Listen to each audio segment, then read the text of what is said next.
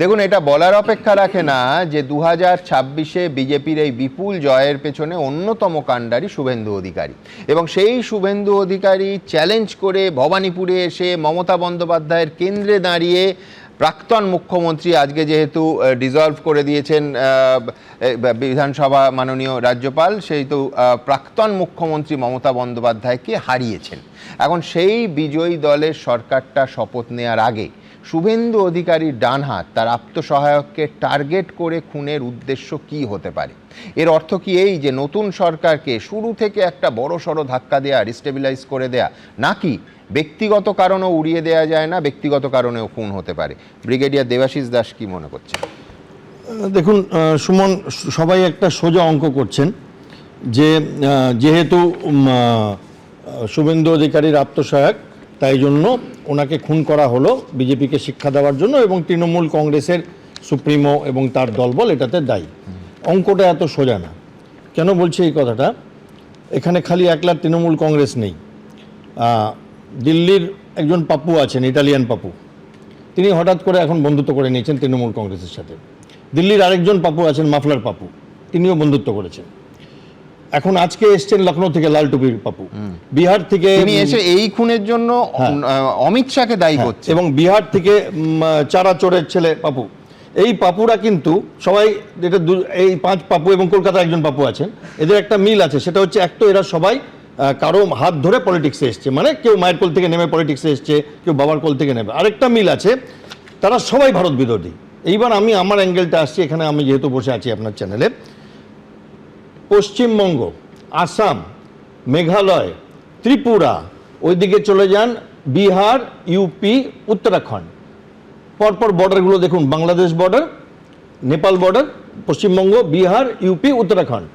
আর এই দিকে চলে আসুন নিচের দিকে, এবার পশ্চিমবঙ্গ, তলায় উড়িষ্যা, আর তার তলায় অন্ধ্রপ্রদেশ। এই সব কটা একটা সরকারের ভেতরে এসে গেল। সামান্যতম যে আশাটা ছিল টুলকিট গ্যাংয়ের, জর্জ সোরোস গ্যাংয়ের, সিআইএর, এবং এই যেই পাপ্পুরা যেখান থেকে টাকাগুলো আসে তাদের ভারত বিরোধিতা করবার, যে এই জায়গাটা সিল হয়ে যাচ্ছে। এটা একটা মারাত্মক। আপনারা এইগুলো দেখাচ্ছেন, বাট এটা দেখছেন না যে ইন্ডিয়া পাগলের মতো মিসাইল টেস্ট করে যাচ্ছে, নো টাইম জারি করে, অ্যান্টি শিপ মিসাইল, এই মিসাইল, সেই মিসাইল, অগ্নি 6-এর কথা উঠছে। কেন করছে ইন্ডিয়া? কারণ আমাদের অবস্থা খুব খারাপ দেশে। সেইখানে এই বাংলাদেশটা ছিল, বাংলাদেশের এমপিরা, আচ্ছা এই যে ভোট যুদ্ধ হয়েছে, এটাতে ঠিক আছে তৃণমূল কংগ্রেস দুঃখ পেয়েছে, তারা হেরেছে, ফাইন। বিজেপি আনন্দ পেয়েছে, তারা জিতেছে, যারা বিজেপিকে ভোট দিয়েছে তারা আনন্দ করছে, ফাইন।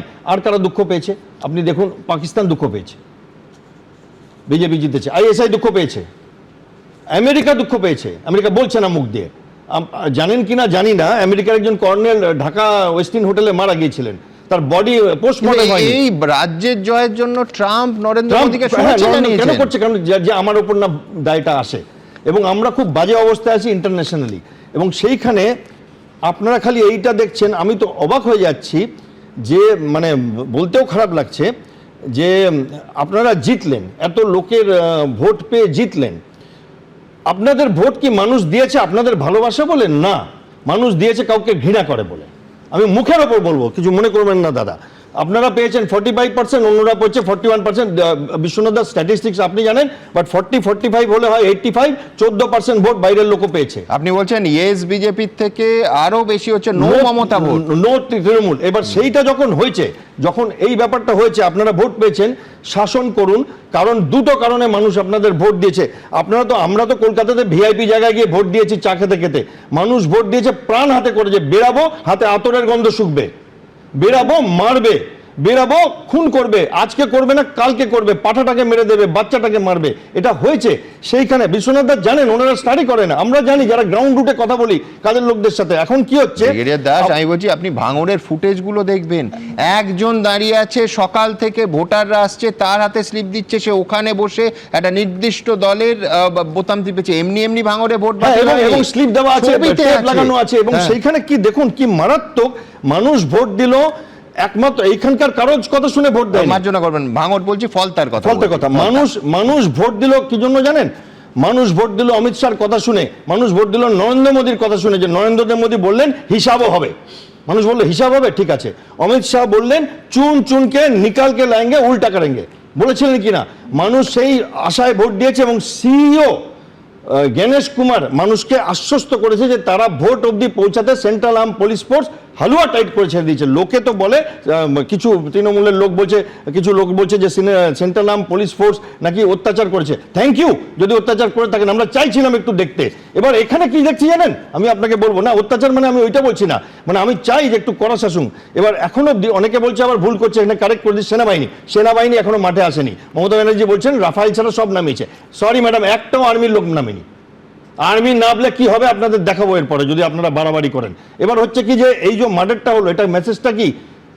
আমার তো ভয় হচ্ছে প্রধানমন্ত্রীকে না কিছু করে দেয়, কারণ এই টুল কুইট। হ্যাঁ, অফকোর্স আমাদের প্রধানমন্ত্রী কেন রাশিয়ার পুতিনের সাথে ওই গাড়িতে বসেছিল আপনি জানেন? এসসিওতে ওনার গাড়িতে কোনোদিন তো বসেন না। কেন বসেছিলেন? কারণ তিনি খবর পেয়েছিলেন।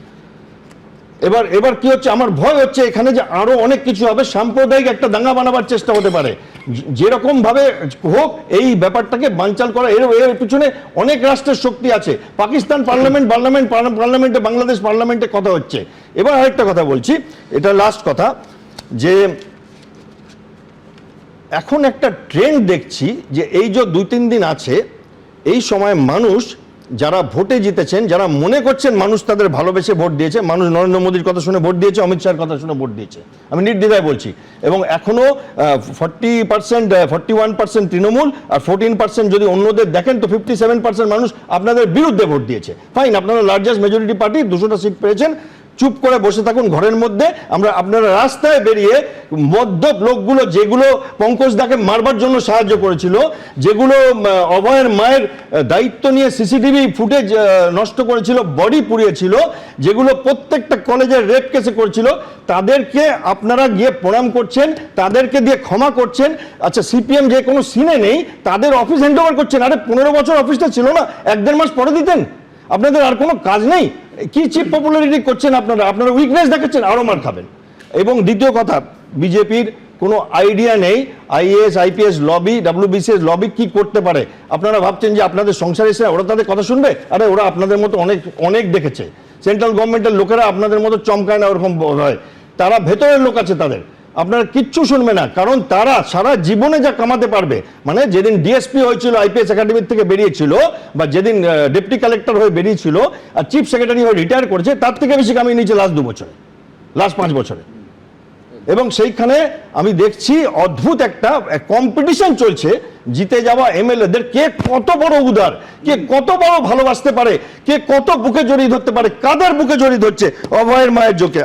আমি বলবো, আপনি যদি কাজই করতে চান তাহলে বিএসএফ এর জমিটা দিন, ডিএটা দিন, যারা ডিএর জন্য অপেক্ষা করছে 3000 টাকা আপনারা দেবেন, ওই অন্নপূর্ণা না কি ওইটা দিন, ওই বেকার ছেলেদের দেবেন ওইটা দিন, আপনারা আয়ুষ্মান ভারত দিন, অভয়ের মায়ের পানিশমেন্ট দিন, পঙ্কজ দা যে পুলিশ অফিসারটা পঙ্কজ দাকে হ্যারাস করেছিল ডেকে, যার জন্য জুতোর মেলা পড়েছিল, তাকে শাস্তি দিন।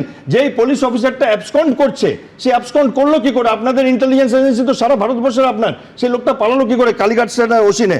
আচ্ছা, বিশ্বভারতীর বিদ্যুৎ চক্রবর্তী ছিলেন, ওনার সোনার হার একটা চুরি করেছেন বলে জয়ন্ত নারায়ণ বাবু ওনার কেস লড়ছেন হাইকোর্টে। একটা সোনার হার একটা ভাইস চ্যান্সেলর চুরি করবে? তো সে কি ভাবছে আপনাদের এই বদান্যতা দেখে, যে আপনারা বদান্যতার কম্পিটিশন দিচ্ছেন? আরে কে নাকি একটা ফিল্ম স্টার, সে নাকি বলেছে যে আমি রাজনীতি ছেড়ে দিলাম। আরে সে রাজনীতি ছাড়লো কেন? এখন কেউ নেবে না তোকে, তো ডিচ করছো তো, তাকে জড়িয়ে ধরছে লোকেরা। এবিপি আনন্দ, এগিয়ে থাকে, এগিয়ে রাখে।